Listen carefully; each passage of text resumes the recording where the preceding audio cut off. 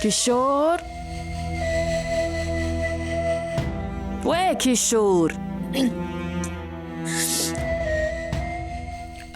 Ugogo uyakubiza. Lalela, uzolinda. Bheka la. Emva kweminyaka emingaka umkami ungivezela inhliziyo yakhe ukuthi akhale phambi kwami. Ufuna ngiyohlangana nogogo?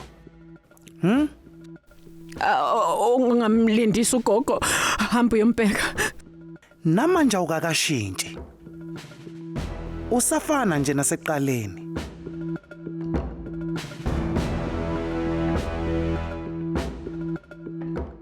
Ngisho namhlanje ukhathalela kakhulu umndeni kanye naleli gceke futhi. Nemigomo yawo wonke lo muzi lo ukhohlwa ngemizwa yakho. Patrick, ishigesi bese uyabaphelezela mntanami. Woza kudala ngikulindile. Hey gogo, waze kanjani ukuthi yini semqondweni wami, Isidle engisithanda kakhulu ke lesi. Yebo. Ingaba kukho yini lokudla eDubai? Khohlwa iDubai ngeke usithole ndawo lesidlo simnande kangaka ngisho eNdiya. Gogo, lesidlo sitholakala kuleli khishi kuphela. Ake ngidle kuqala. Bheka. Hey, kuyashisa lokudla kuphephethe kuqala. Uzonukisa umlomo. Phuza amanzi. Kwahle siphundi gogo, Phuza kumnandi amanzi. ngempela,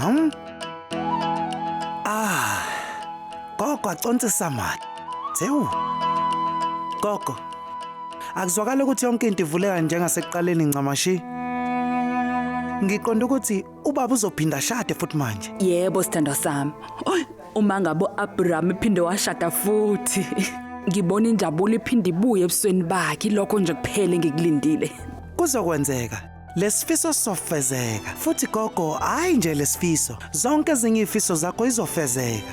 Eziphi ezinye izifiso khuluma ngazo? Gogo. Usukhohliwe.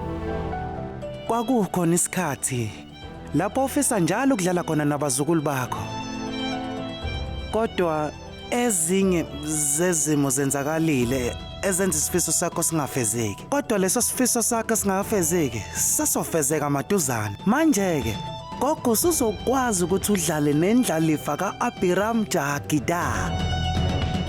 Linda nje ubone gogo. Kuzohlala kugcwele injabulo nentokomalo kuleli khaya. Ukhuluma iqiniso Khisho. Isifiso sami sodwa ngoAbiram. Ngikhule ngithandazela nje injabulo ukuthi ibuye ebusweni bakhe.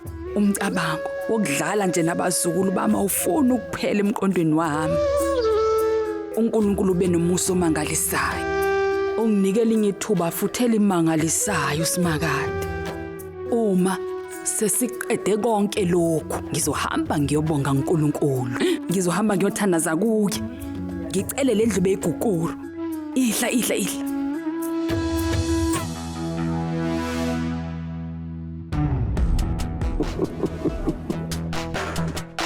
Wegogo. Sengenze liphi ihlaya? Manje bheka. Ngamaphupho endlalifa. Ngizokwenza amalungiselelo ngendlela yokuthi asikhathaleke ukuthi kwenzakalani. uAJ noLila bona bazoshada. Futhi uma sebeshadile ngeke usaba nendlalifa. Qhubeka nokubheka amaphupho akho.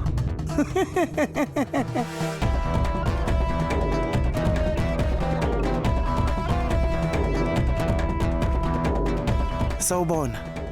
Salunke. Kuzomela nihlangane nami noVikrant ngokusheshsha. Kuzomela senze uhlelo lwethu ngokusheshsha. Sobathathu sinesifiso esifanayo sokuginqa uAJ.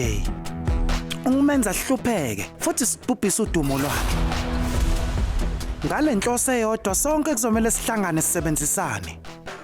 Uzinakekele. Icebo lami seliyaqhubeka kodwa. Wayendlini kaKalinde engenamsebenzi futhi nabambana izandla. Ngoba usuka kude nje wena. Kungani pho manje udinga usizo lwakhe? Ukuba ulili behambele eceleni kulento, iqhinga lakho belizophumelela.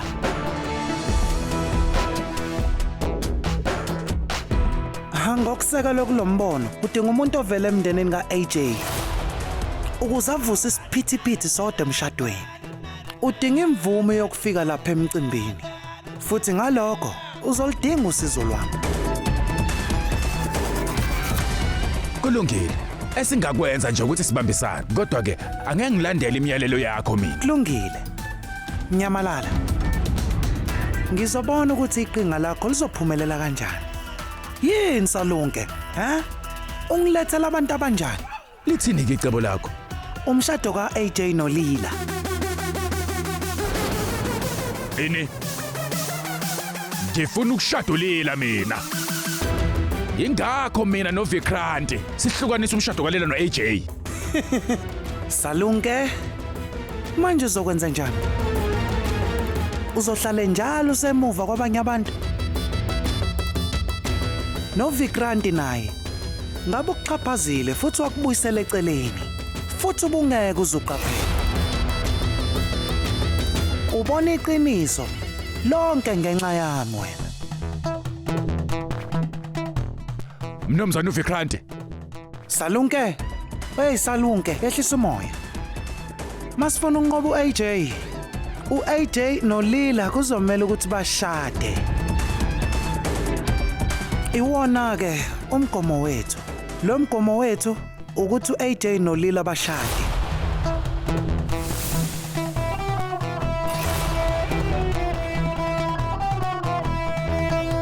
Ungaphuthelwa ukuzibophezela ngo7 ntambama njalo ngomsombuluko kuya kuLesihlanu on yours truly zizonke sisonke DStv channel 169.